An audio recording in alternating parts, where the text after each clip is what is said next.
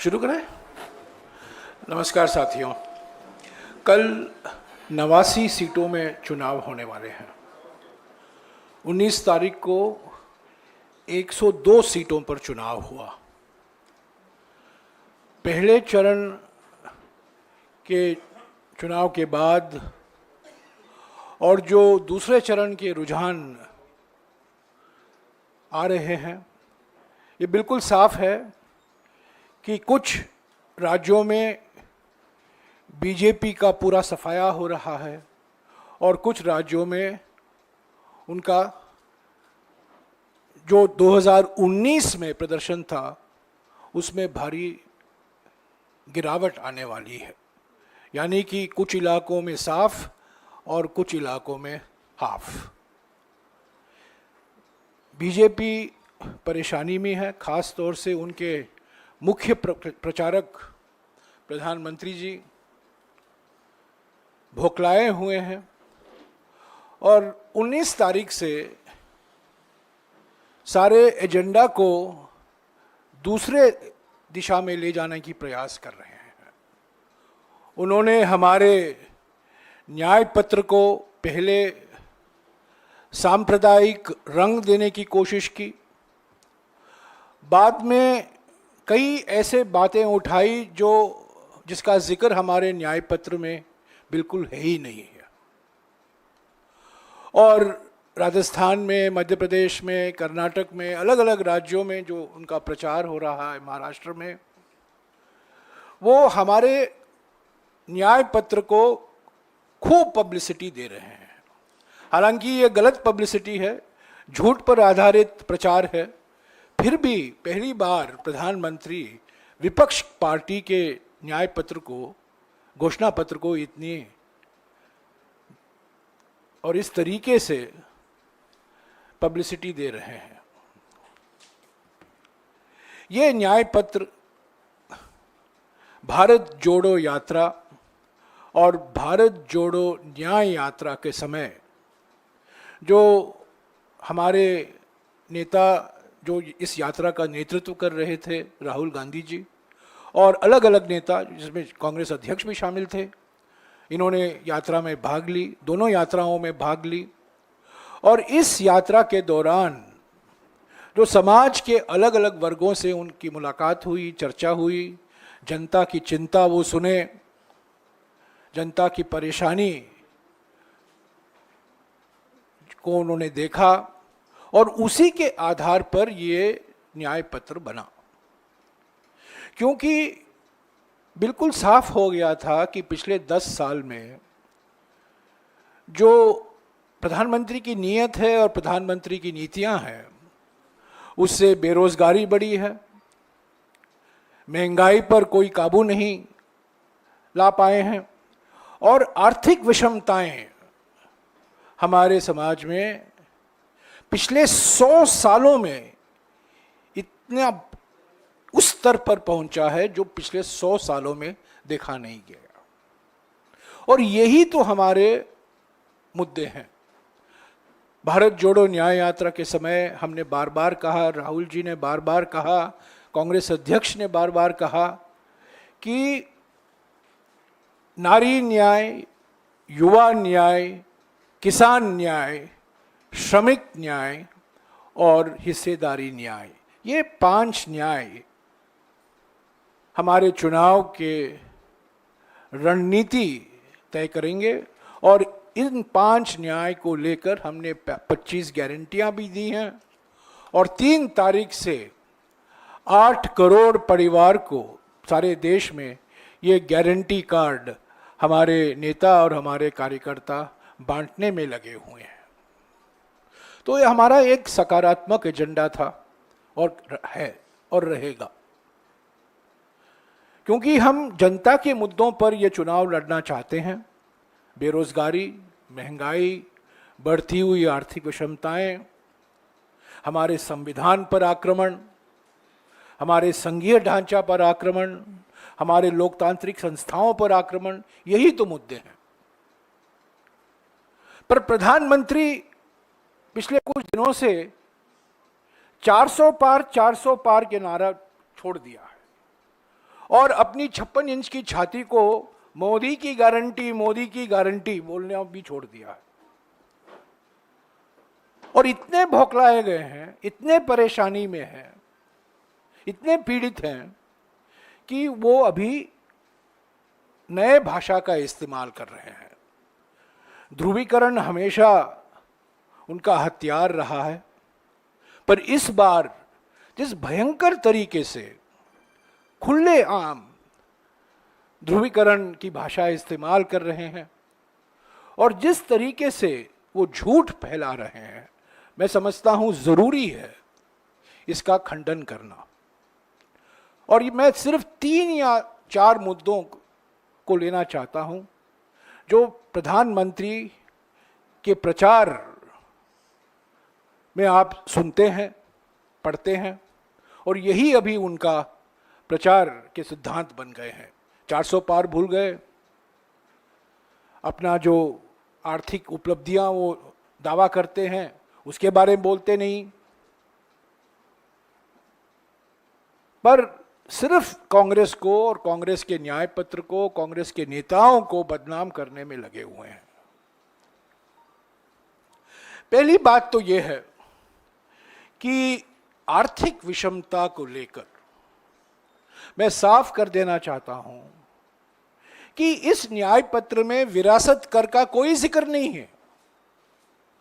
विरासत कर हमारा एजेंडा नहीं है। और हकीकत यह है कि 1985 में नए नए प्रधानमंत्री राजीव गांधी जी ने उस विरासत कर को हटाया था, और 2014 और 2019 के बीच में अरुण जेटली जी, जयंत सिन्हा और बीजेपी के कई समर्थक, शुभचिंतक, बुद्धिजीवी ने विरासत कर का वकालत उन्होंने की। तो असली बात यह है, हमने कभी विरासत कर के बारे में जिक्र नहीं किया है, वो हमारे एजेंडा में नहीं है। पर कल सारा विवाद, सारा चर्चा इसी पर हुआ क्योंकि प्रधानमंत्री ने इसका जिक्र किया, ये इल्ज़ाम लगाया, और प्रधानमंत्री के समर्थक जो चैनल में हैं उसी को डिबेट का विषय बना दिया। ये बड़ा दुर्भाग्यपूर्ण है क्योंकि ये हमारे न्याय पत्र में शामिल ही नहीं है, इसका हमने जिक्र ही नहीं किया है। और हकीकत यह है कि 1985 में यह विरासत कर हटाया गया था। तो पहली बात तो मैं साफ भाषा में कह देना चाहता हूं, विरासत कर हमारे एजेंडा में नहीं है। और जो कोई कहता है कि हम विरासत कर लाएंगे, ये बिल्कुल गलत है। जब हम आईटी की बात करते हैं, आईटी माने इंफॉर्मेशन टेक्नोलॉजी, आईटी माने इनकम टैक्स, आईटी माने इनहेरिटेंस टैक्स नहीं। ये तो बीजेपी का एजेंडा था। जब जयंत सिन्हा राज्य मंत्री थे वित्त मंत्रालय में, अरुण जेटली ने और सारे नेता और बुद्धिजीवियों ने इसकी वकालत की, पर हो नहीं पाया। और आज प्रधानमंत्री वो आरोप हम पर लगा रहे हैं। दूसरी बात, प्रधानमंत्री कहते हैं कि इस न्याय पत्र में धन पुनर्वितरण की बात होती है। मैं उनको चुनौती देता हूं। हमारे 50 पन्ने हैं, 50 पेज है ये मैनिफेस्टो, ये न्याय पत्र। इसमें एक शब्द हमने इस्तेमाल नहीं किया है जो कहता है वेल्थ रीडिस्ट्रीब्यूशन, धन पुनर्वितरण। ये कहीं नहीं है। और प्रधानमंत्री कहते हैं कि हम धन पुनर्वितरण में लगे जाएंगे।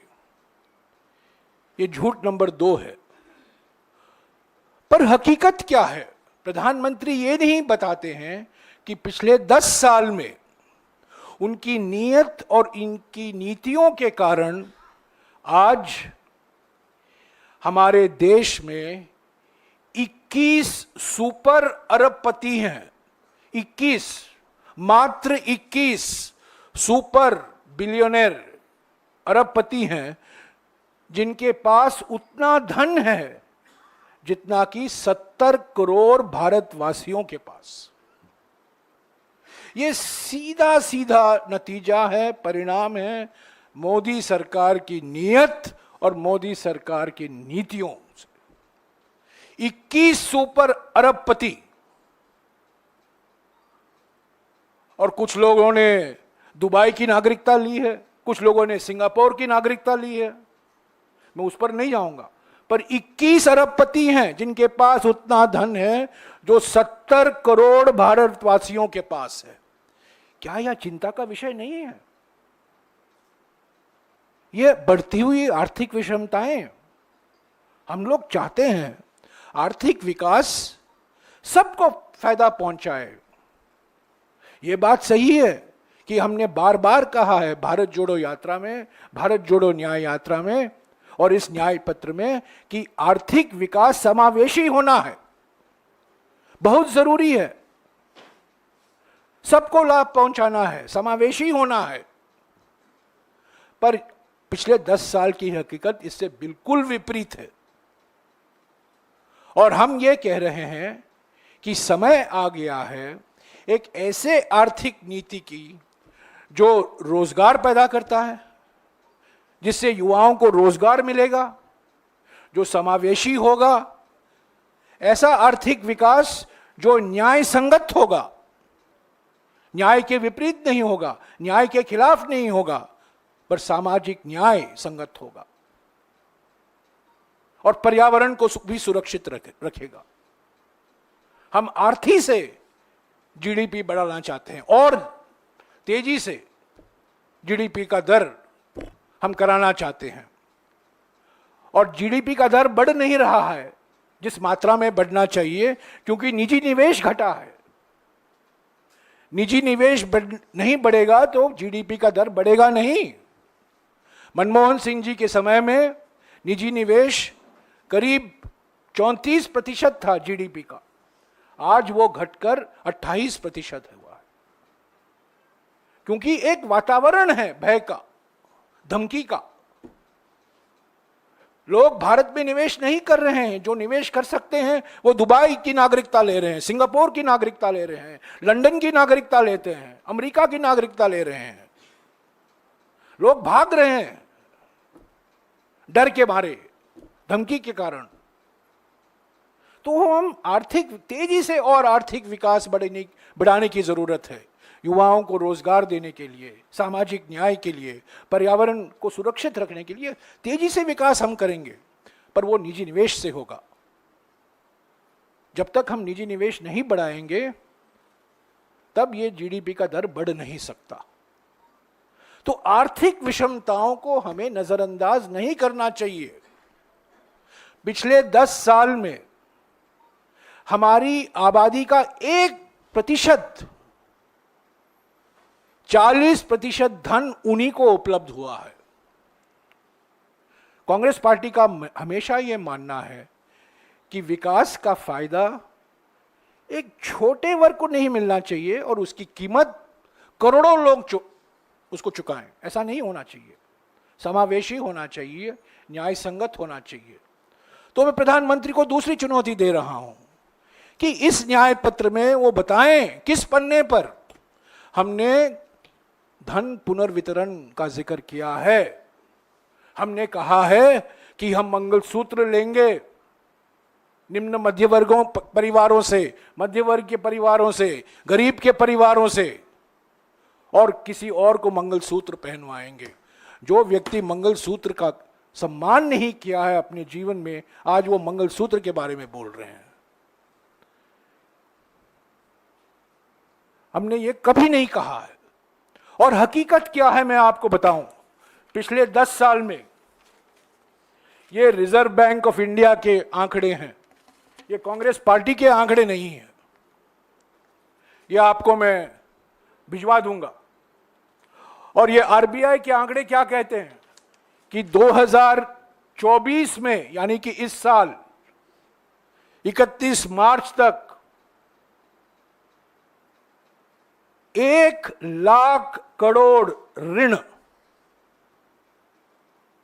हमारे परिवारों का है जिन्होंने बैंकों से ऋण लिया है सोना गिरवी रखकर, और जिसको कहा जाता है गोल्ड लोन।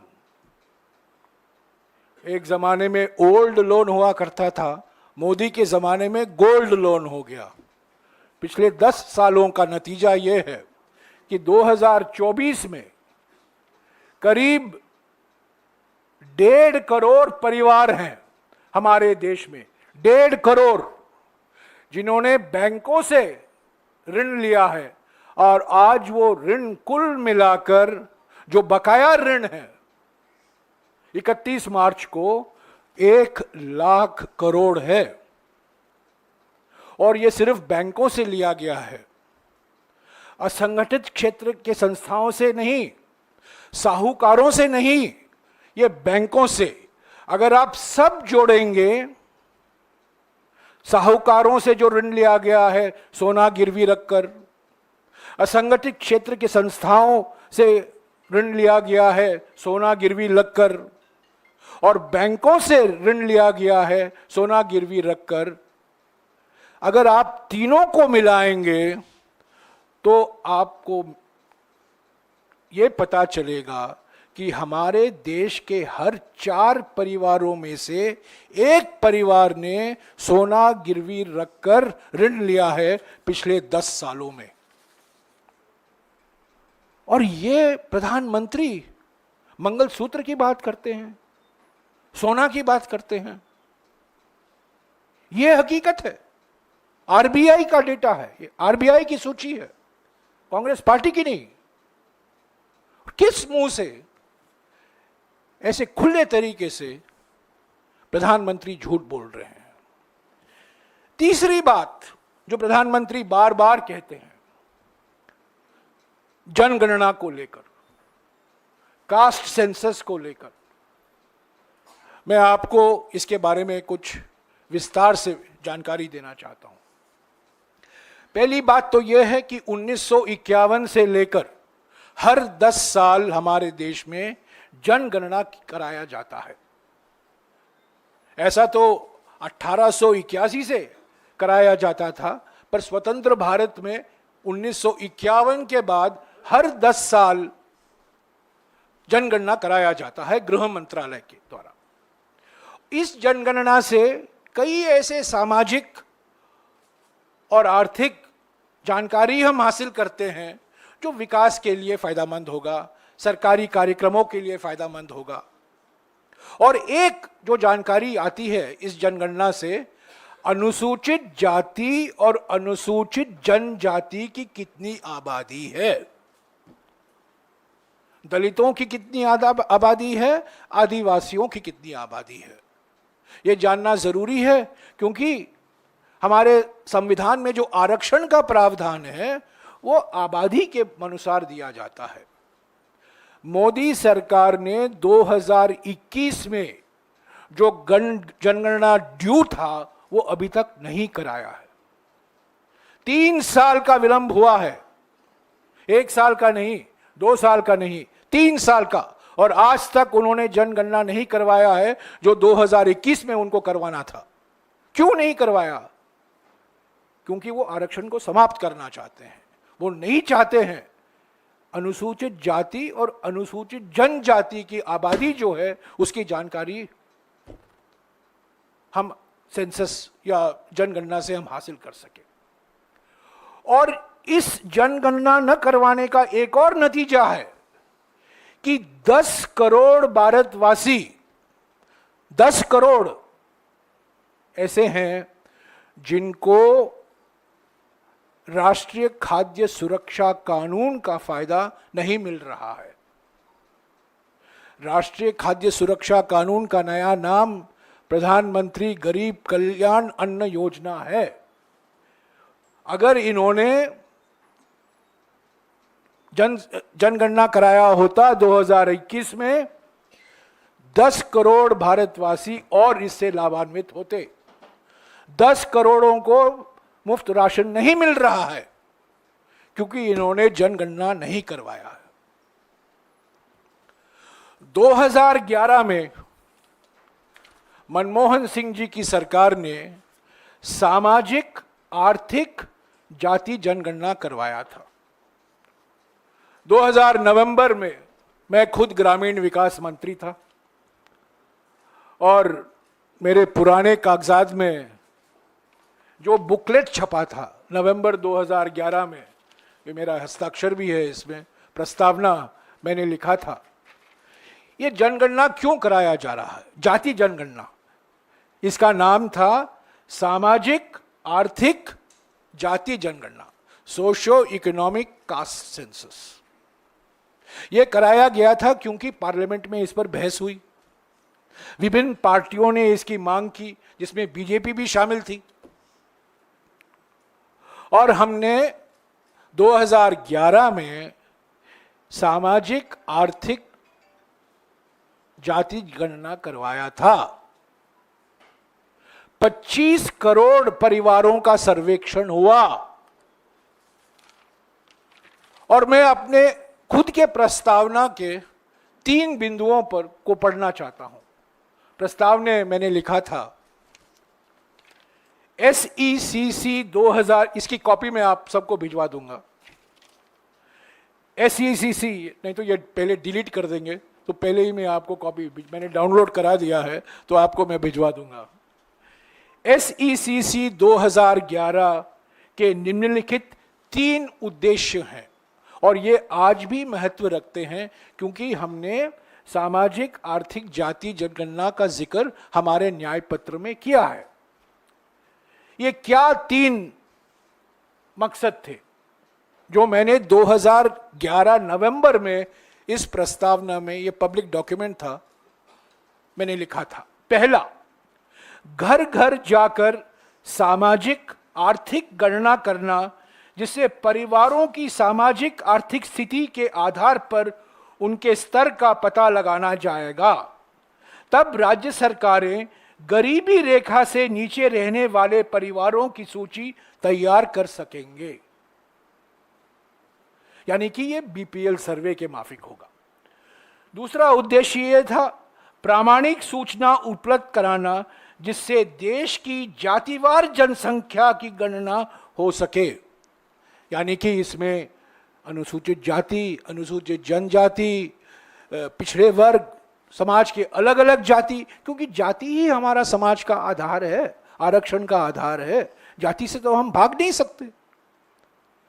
तो दूसरा मकसद यह था कि प्रामाणिक सूचना उपलब्ध कराना, जिससे देश की जातिवार जनसंख्या की गणना हो सके। और तीसरा मकसद यह था कि विभिन्न जातियों की सामाजिक आर्थिक स्थिति, विभिन्न जातियों की सामाजिक आर्थिक स्थिति और विभिन्न जातियों और जनसंख्या के विभिन्न वर्गों की शैक्षणिक स्थिति के संबंध में प्रामाणिक सूचना उपलब्ध कराना, ये 3 हमारे उद्देश्य थे। मैं प्रधानमंत्री से पूछना चाहता हूं, क्या वो इस जाति गणना, सामाजिक आर्थिक जाति जनगणना के खिलाफ हैं? क्यों उन्होंने पूरी जानकारी अभी तक प्रकाशित नहीं की है? मोदी सरकार के जो ग्रामीण विकास के कार्यक्रम हैं, सारे ग्रामीण विकास के कार्यक्रम, सारे सामाजिक सुरक्षा के कार्यक्रम इस सर्वे के आधारित हैं। गरीब कौन है, वंचित कौन है, इस सर्वेक्षण से हासिल किया गया है। पर जाति के बारे में जो जानकारी हमने हासिल की थी, उसको मोदी सरकार ने अभी तक प्रकाशित नहीं किया है। हमने हमारे न्याय पत्र में क्या लिखा है कि हम सामाजिक आर्थिक और जाति जनगणना करवाएंगे, क्योंकि 2011 में हमने करवाया था, हर 10 साल कराना जरूरी है। प्रधानमंत्री को जवाब देना चाहिए, हम पर इल्जाम लगा रहे हैं, प्रधानमंत्री को जवाब देना चाहिए, क्या ये सामाजिक आर्थिक जाति जनगणना के खिलाफ हैं? जाति गणना जनगणना तो उनके नए साथी, उनके, असली बात तो यह कहना चाहता हूं, उनके पुराने नए साथी नीतीश कुमार जी ने बिहार में करवाया था। आज वो साथी हैं, क्या वो उसके खिलाफ हैं? उस पर चुप क्यों हैं? तो प्रधानमंत्री का प्रचार जो है, बार बार जो हम पर इल्जाम लगा रहे हैं, बेमतलब बेबुनियाद, मेरे पॉकेट में एक 100 रुपया का नोट है, और आप देखेंगे इस 100 रुपये के नोट में यहां हमारा राष्ट्रीय चिन्ह है। ये सारे नोटों में है, सारे लेटर हेड में भी है, प्रधानमंत्री के लेटर हेड पर भी है। ये राष्ट्रीय चिन्ह क्या है? 4 शेर हैं, धर्म चक्र है। आजकल शेर सिर्फ गुजरात में पाए जाते हैं, गिर में। धर्म चक्र है, और धर्म चक्र के नीचे क्या लिखा गया है? सत्यमेव जयते। ये हमारा राष्ट्रीय नारा है, सत्यमेव जयते। हर एक नोट में गांधी जी, बापू के चश्मे और सत्यमेव जयते। और प्रधानमंत्री तो असत्यमेव जयते के प्रतीक हैं। सत्यमेव जयते में वो विश्वास नहीं रखते, वो विश्वास रखते हैं असत्यमेव जयते। और जो उन्होंने आज भी बात की है, कल भी बात करेंगे, यही उनका चुनाव प्रचार का आधार बनेगा। बार बार कांग्रेस की आलोचना करना, कांग्रेस को बदनाम करना, जो चीज़ें न्याय पत्र में नहीं हैं उनका जिक्र करना, हमें पब्लिसिटी देना। मैं आपको बता दूं, 19 तारीख के बाद हमारे मैनिफेस्टो को डाउनलोड करने वालों की संख्या दुगनी हो गई है। पिछले 6 दिन में दुगनी हो गई है। तो हमको भारत जोड़ो न्याय यात्रा के समय, भारत जोड़ो यात्रा के समय भी हमें मुफ्त में पब्लिसिटी मिला। पर यह पब्लिसिटी जो हमें मिल रहा है, गलत तथ्यों पर मिल रहा है। इसीलिए मुझे खंडन करना पड़ रहा है, क्योंकि प्रधानमंत्री हमें ले जाना चाहते हैं उस पिच पर खेलने के लिए, क्रिकेट पिच पर खेलने के लिए जिस पिच ने जय शाह, अमित शाह और उन्होंने तैयार किया है। हम उस पिच पर नहीं खेलेंगे, हम खेलेंगे बेरोजगारी के पिच पर, महंगाई की पिच पर, बढ़ती हुई आर्थिक विषमताओं के पिच पर, संविधान पर हत्या के पिच पर, लोकतंत्र में जो खतरा है उस पिच पर। तो बार बार प्रधानमंत्री कुछ भी कहें, हम हमारे पिच के बाहर नहीं जाएंगे, हम उसी पर हमारे बल्लेबाज रहेंगे, हमारे जो बॉलर हैं उसी पर बॉलिंग करते रहेंगे। प्रधानमंत्री कुछ भी बोलें। पर एक बात और ये कहकर मैं समाप्त करूंगा,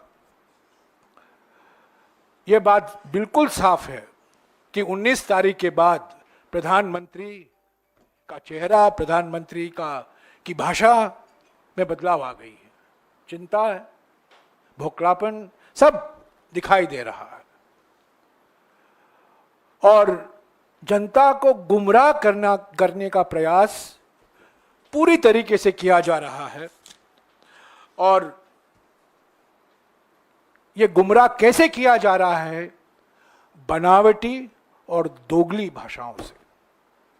ये बनावटी और दोगली भाषा, हिपोक्रेसी की भाषा जो प्रधानमंत्री ने अपनाया है, इसकी कोई सीमा नहीं है। हम तैयार हैं, हम इसका कड़ा मुकाबला देंगे। हम इस विश्वास के साथ कह रहे हैं, क्योंकि जो मुद्दा हमने उठाया है न्याय पत्र में, ये जनता के मुद्दे हैं। जनता हमारे साथ है। नाराजगी जो आज जमीनी स्तर पर हम देख रहे हैं, कोई लहर नहीं है, कोई मोदी वेव नहीं है, कोई 400 पार तो खुद प्रधानमंत्री भूल गए हैं, उसको छोड़िए। तो साथियों, कल जो 89 सीटों में चुनाव होने वाले हैं, इसमें भी बीजेपी कुछ इलाकों में साफ और कुछ इलाकों में हाफ, यही कल आपको देखने को मिलेगा जो 19 तारीख को देखने को मिला था। और कल के बाद प्रधानमंत्री के भाषा में और भी ध्रुवीकरण की बातें निकल कर आएंगी, इसमें कोई संदेह नहीं है। हम उसके लिए तैयार हैं, हम उसका जवाब देंगे। पर मैं कहना चाहता हूं, कि हमारा एजेंडा, हमारा कार्यक्रम सकारात्मक है। कोई भय, कोई द्वेष, कोई जहर फैलाने की एजेंडा नहीं है। ये सबको साथ लेकर चलने की एजेंडा है, सद्भावना की एजेंडा है, आर्थिक विकास की एजेंडा है, समाज के हर वर्ग को फायदा पहुंचाने वाली आर्थिक विकास का एजेंडा है। और जो बातें प्रधानमंत्री ने कही है, और कोई व्यक्ति से कहला जाता तो हम कहते ठीक है वो कह रहे हैं, जब देश के प्रधानमंत्री ऐसे बोलते हैं तो उसका खंडन करना बहुत ज़रूरी पड़ता है। तो ये मत समझिए कि हम डिफेंसिव पर हैं, हम डिफेंसिव नहीं हैं, पर प्रधानमंत्री को हम संदेशा भेजना चाहते हैं, आप जो कुछ करिए करते रहिए, हम अपने न्याय पत्र के आधार पर, 5 न्याय 25 गारंटी के आधार पर, हमारे कार्यक्रम के आधार पर हम ये चुनाव लड़ रहे हैं और जनता का समर्थन कांग्रेस पार्टी को और इंडिया गठबंधन को, इंडिया जनबंधन को मिलेगा। और इंडिया कांग्रेस पार्टी इंडिया जनबंधन को स्पष्ट और निर्णायक जनादेश 4 जून को अवश्य मिलेगा। शुक्रिया।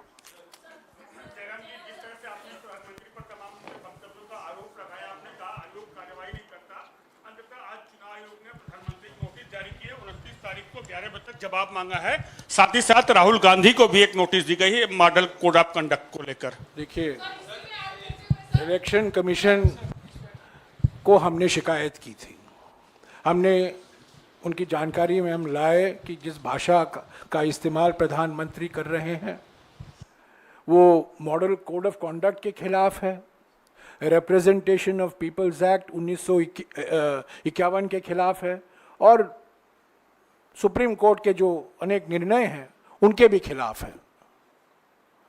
तो कुछ देरी हुई है, और भी हमने शिकायतें की हैं। जिस तरीके से अलग अलग उम्मीदवार धर्म का उपयोग, या मैं कहूँ धर्म का दुरुपयोग कर रहे हैं, हमने इलेक्शन कमीशन को अवगत कराया है, और हम पूरा विश्वास करते हैं कि इलेक्शन कमीशन को जो कार्रवाई करनी है वो करेगी। जो हमारे नेताओं को नोटिस आया है हम उसका जवाब देंगे, उसमें क्या है।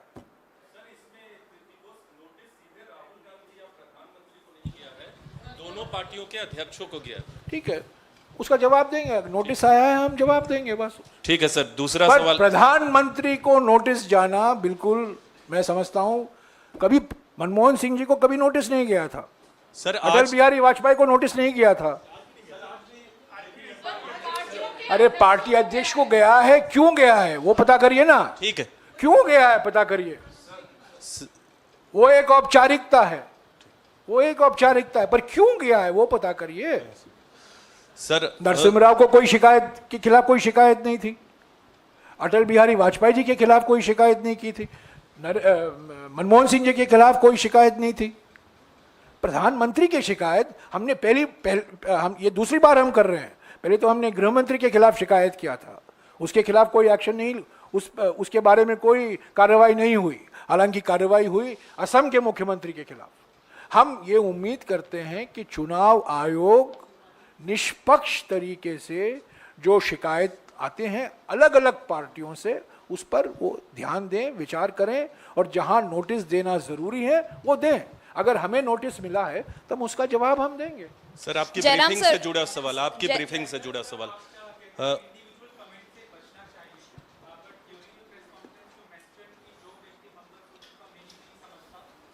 बिल्कुल, no it is not individual, it's reality, ये तो हकीकत है।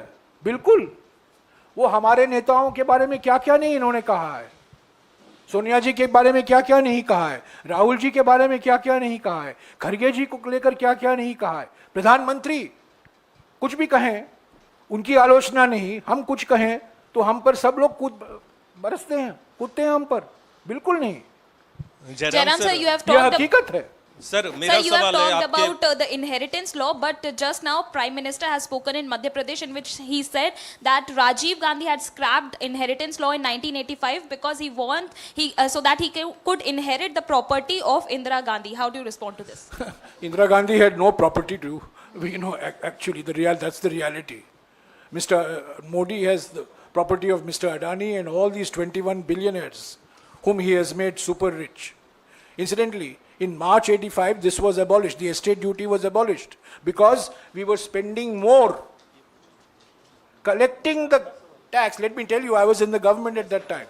And I will tell you what the logic of abolishing the tax was in 1985. We were spending more collecting the tax than we were getting from the tax. Now, the situation is different. And in any case, in this Nyay Patra, there is no mention of inheritance tax. Absolutely no mention. It is Jayant Sinha, Arun Jaitley, Amit Malviya, many intellectuals. I have all named them I've already put out their statements. It is the Modi government that wanted to introduce the inheritance tax between 2017 and 2019. Sir Jairam sir मेरा सवाल नहीं हुआ है। Jairam sir मेरा भी एक सवाल। Jairam sir मेरा आपके गुमराह से रिलेटेड। आपने सवाल पूछ लिया, एक मिनट। नहीं सर संपत्ति के बंटवारे को लेकर जो आप अभी जिस पर आरोप जो लगाए जा रहे हैं उसमें ही कर्नाटक सरकार का एक हवाला दिया गया है। कल प्रधानमंत्री ने भी इसका जिक्र किया था कि मुस्लिम समुदाय की सभी जातियों को ओबीसी में डालकर उनका मुनाफा कम किया जा रहा है और अब बीजेपी आरोप लगा रही है कि कांग्रेस पूरे देश में यही लागू करेगी। मेरा लंबा बयान पढ़िए। आधे घंटे पहले मैंने इसी मुद्दे पर एक लंबा बयान दिया है। ये एक और मिसाल है प्रधानमंत्री के झूठ के बारे में। अगर आप एक और मिसाल चाहते हैं, जो कर्नाटक को लेकर आरक्षण की बात की है प्रधानमंत्री ने, बिल्कुल झूठ बोला है। ये कर्नाटक में आरक्षण 1994 में लागू हुआ था। 30 साल हो गए हैं। 30 साल हो गए हैं। इन 30 सालों में 16 साल बीजेपी की सरकार रही है केंद्र सरकार में। 9 साल कर्नाटक में वो 3-4 मुख्यमंत्री थे कर्नाटक में बीजेपी के। आज प्रधानमंत्री ये मुद्दा उठा रहे हैं। ये आरक्षण धर्म के आधार पर नहीं, ये आरक्षण पिछड़ेपन के आधार, बैकवर्डनेस के आधार पर, सोशल और इकोनॉमिक बैकवर्डनेस के आधार पर दिया गया है, धर्म के आधार पर नहीं दिया गया है। इसके बारे में कर्नाटक के मुख्यमंत्री ने और मैंने एक लंबा बयान दिया है, उसको प्लीज पढ़िएगा। और इसका प्रधानमंत्री के झूठों का हमने पर्दाफाश किया है। सर, आपने जो टैक्स इनहेरिटेंस टैक्स अबॉलिशन की बात की 1985 में, बीजेपी ये आरोप लगा रही है कि वो अबॉलिश ही इसलिए हुआ था क्योंकि आपको जो गांधी परिवार है मैंने आपको कहा है। सर, आप जो लॉजिक एक्सप्लेन कर रहे थे उसको थोड़ा सा एक्सप्लेन। मैंने ये कहा कि हम टैक्स कलेक्ट करने में ज्यादा खर्च कर रहे थे, जिस टैक्स की आमदनी हमें आ रही थी, और एक आम सहमति बन गई ऐसे टैक्स हम क्यों इसके साथ हम आगे इसको ले चलें, इसको हम क्यों रखें। तो इसी वजह से, क्योंकि हम ज्यादा खर्च कर रहे थे एस्टेट ड्यूटी पर, और जिस एस्टेट ड्यूटी से हमें आमदनी आ रही थी, हमें माने केंद्र सरकार को आमदनी आ रही थी, उससे बहुत फर्क था, इसीलिए उसको निकाला गया। सर, अब तो पीएम ने ये कहा, आप कह रहे हैं कि गुमराह करने का आरोप, इंडिया अलायंस पे आरोप लगा रहे हैं कि पीएम पद का भी ऑक्शन करे हर साल, अलग अलग पार्टी का पीएम। और कर्नाटक मसले पे योगी आदित्यनाथ भी कूद पड़े हैं। वो कह रहे हैं कि कांग्रेस इस्लामीकरण करने की कोशिश कर रही है, देश को बांटने की कोशिश कर रही है। जिस भाषा का इस्तेमाल प्रधानमंत्री ने किया है, वो गृह मंत्री, उत्तर प्रदेश के मुख्यमंत्री और असम के मुख्यमंत्री वो वही करते हैं जो प्रधानमंत्री बोलते हैं। तो जिस भाषा का इस्तेमाल उत्तर प्रदेश के मुख्यमंत्री ने किया है, वो भी ध्रुवीकरण की भाषा ही है। वो जानते हैं कि विकास के मुद्दों पर अगर आप वो चुनाव लड़ें, उनका पूरा सफाया हो जाएगा। उनके जो समारोह हैं, उनका जो रैली है, कोई आएगा ही नहीं। आपने देखा कर्नाटक के विधानसभा के चुनाव के समय गृह मंत्री और उत्तर प्रदेश के मुख्यमंत्री के पब्लिक रैलियों में भीड़ इकट्ठा करना बड़ा मुश्किल हो गया था। तो इसलिए भड़काने वाली भाषा ये इस्तेमाल करते हैं। मैं प्रधानमंत्री, इनके तो जो सुपर स्टार कैंपेनर मैं नहीं कहूँगा, ये सुपर पॉइजनस कैंपेनर हैं। प्रधानमंत्री, गृह मंत्री, उत्तर प्रदेश के मुख्यमंत्री और असम के मुख्यमंत्री, इनका काम ही है द्वेष फैलाना, जहर फैलाना। जिस भाषा का इस्तेमाल करते हैं, क्या ये शान देता है जो पद पर बैठे हुए हैं। पीएम पद का ऑप्शन वाला, हाँ? पीएम पद के ऑप्शन का आरोप लगा। एक एक करके यार, क्या क्या क्या। हर साल अलग अलग पीएम, इंडिया अलायंस पे ये आरोप लगाया। नहीं, बिल्कुल नहीं। अगर किसी ने नीलामी की है तो प्रधानमंत्री ने की है, अपने कोट और सूट की। आपको याद है 4 करोड़ की नीलामी उन्होंने अपनी सूट को ऑक्शन कराया। ये प्रधानमंत्री हैं, पहले प्रधानमंत्री जो अपने सूट को ऑक्शन उनको कराना पड़ा, क्योंकि उस सूट में लिखा था नरेंद्र मोदी नरेंद्र मोदी नरेंद्र मोदी नरेंद्र मोदी। अहंकार था कि और क्या प्रभावशाली प्रतीक चाहिए आपको? ऐसे प्रधानमंत्री जो सूट पहनते हैं, जिस पर उनका नाम लिखा हुआ है। जब जनता से फीडबैक आया, सोशल मीडिया में उनको आलोचना हुई, उन्होंने नीलामी की। ऑक्शन करने वाले तो ये हैं सर। और एक और बार मैं बता दूं, एक और ऑक्शन की बात आपने कही, मैं एक और बात आपको बता दूं। 2G लेकर इन्होंने खूब प्रचार किया 2014 में कि आपने ऑक्शन नहीं किया, आपने ऑक्शन नहीं किया, घोटाला हुआ। 3 दिन पहले या 2 दिन पहले सुप्रीम कोर्ट ने, मोदी सरकार ने क्या कहा है? क्या कहा सुप्रीम कोर्ट को? मोदी सरकार 10 साल बाद कहती है कि हमें ऑक्शन करने की अनुमति दीजिए, हमें एलोकेशन करने की अनुमति दीजिए, क्योंकि हमेशा ऑक्शन नहीं कराया जा सकता। ये कह रही है। 2014 में उन्होंने कहा एयर इंडिया में घोटाला हुआ है। 10 साल बाद सीबीआई कहती है कोई केस नहीं है, फाइल बंद हो जाता है एयर इंडिया का। अजीत पवार 10 साल पहले बेईमान व्यक्ति थे, आज बड़े बुद्धिमान शक्तिशाली व्यक्ति बन गए हैं। 2G को लेकर दोषी ठहराया गया मनमोहन सिंह सरकार को, क्योंकि उन्होंने ऑक्शन नहीं की थी। आज वही सरकार कह रही है कि हमेशा हम ऑक्शन नहीं कर सकते, हमें एलोकेशन की अधिकार हमें दीजिएगा, सुप्रीम कोर्ट से मांग कर रही है। ये असली चेहरा है प्रधानमंत्री का। सर जयराम साहब, इंडिया गठबंधन की सरकार जब बनेगी, मेरी भाषा नोट कीजिएगा, मैं नहीं कह रहा हूं अगर बनेगी, मैं कह रहा हूं जब बनेगी।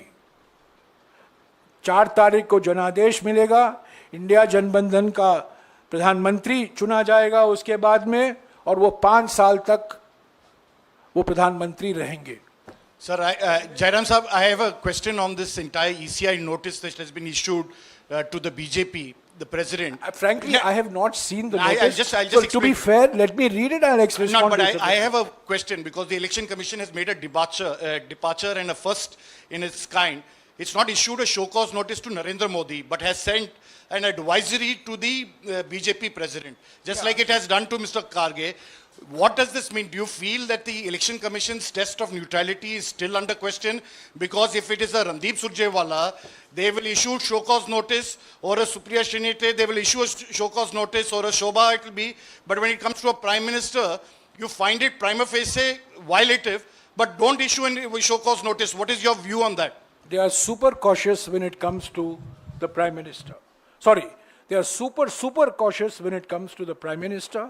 They are super cautious when it comes to the Home Minister. अभी छोड़िए क्या? Jairam, this side.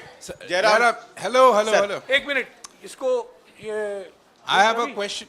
Jairam, I have a question from your press conference. Yeah. I mean, from the subject of your press conference.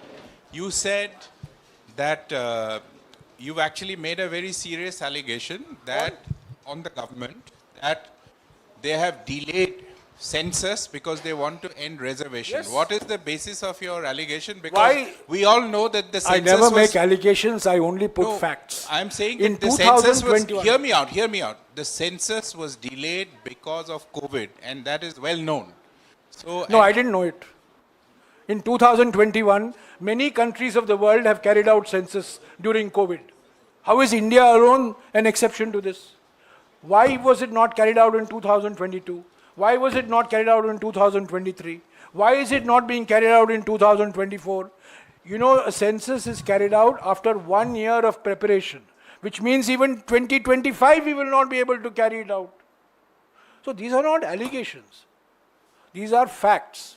Why has the government of India, the union government, which started preparations for census 2021, the preparations would have started somewhere in early 2020. You could destabilize a democratically elected state government in Madhya Pradesh in March 2020. There was no COVID for that. But for carrying out a census, you're giving a COVID excuse. What sort of double standards is this? And 4 years is a long time. And I can tell you that in these last 4 years, many countries, number of countries have carried out their census. Please have a look at those list of countries. We should be ashamed of not having done this census in 2021. अभी और कुछ या बयान नहीं मानी छोड़िए.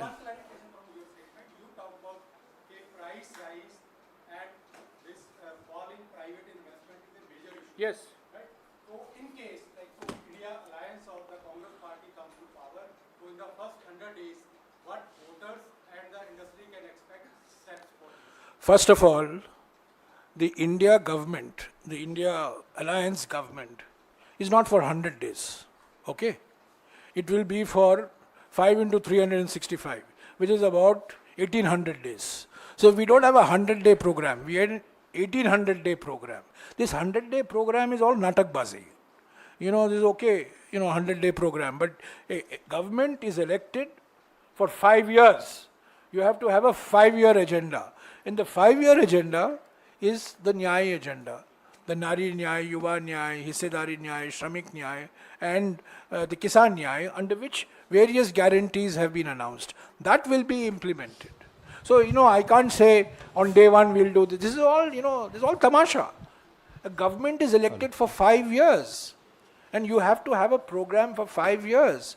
And I can tell you that in these 5 years, these 5 nyayas, 25 guarantees will be implemented. Because that's a commitment that we have made to the people. And these are Congress guarantees, but these are all supported by each and every member of the India Janbandhan.